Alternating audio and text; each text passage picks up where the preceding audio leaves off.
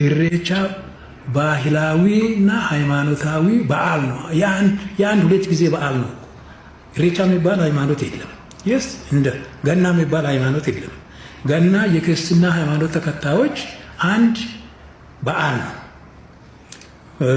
አረፋ የእስልምና ሃይማኖት ተከታዮች አንድ በዓል ነው። ኢሬቻ ደግሞ የዋቄፈና የእምነት ተከታዮች አንድ ዓመት በዓል ነው። ባህላዊነቱን እንዳያዛባ የሌሎች ሃይማኖቶች እምነቶች እዛ እንዳያካሂድ ብለን ነው መግለጫ ያወጣነው።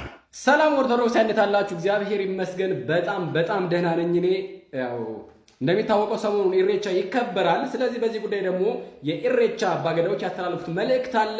ከኦርቶዶክስ እይታ ደግሞ እናያለን። በዚህ ጉዳይ ላይ አቡነ ሄኖክ የተናገሩት ነገር ነበረ ከ4-5 ዓመት በፊት። እሱን ደግሞ በትንሹ ላሰማችሁ፣ እንደ ኦርቶዶክስ እይታ ማለት ነው። እንደ ጥላቻ አትውሰዱብኝ። ወደፈታ ተሰባችሁ ተቃላችሁ ሺህ ዓመት ወደ ኋላ ህዝቡን መመለስ ወደ ድንቁርና ወደ ጨለማ ህይወት ግልጽ ነው የምንናገረው። የሃይማኖት አባስ ነው።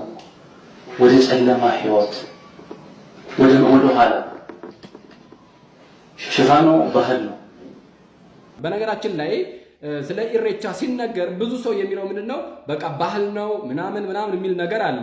ወይም ደግሞ ስለ ኢሬቻ የሚናገር ሰው ካለ ደግሞ ከብሔር ጋር በማገናኘት የማይሆን ስም የጥላቻ ንግግር የሚያደርግ ሰው አለ። በጭራሽ እንደዚያ አይደለም።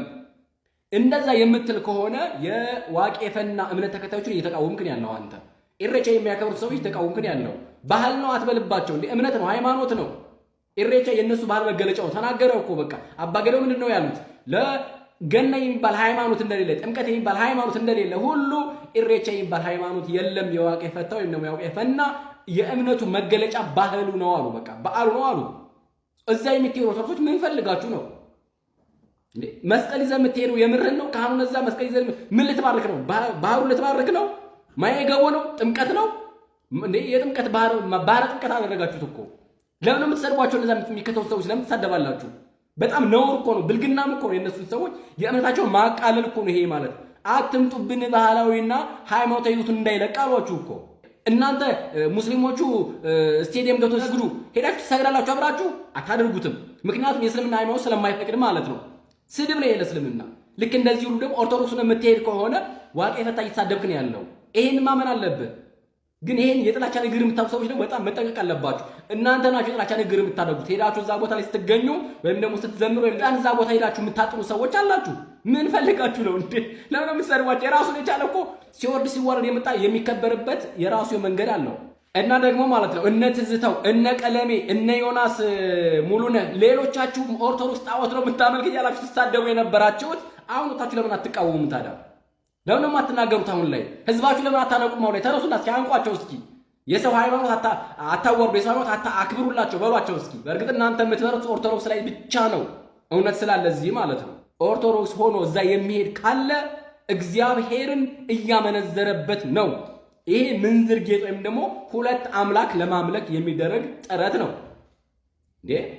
በዚህ በመጽሐፈ ነገሥት ላይ እኮ ሲናገር እግዚአብሔር ምን ይላል? በዓል አምላክ ከሆነ በዓልም ምረጡ፣ እግዚአብሔር አምላክ ከሆነ እግዚአብሔርን ምረጡ ይላል።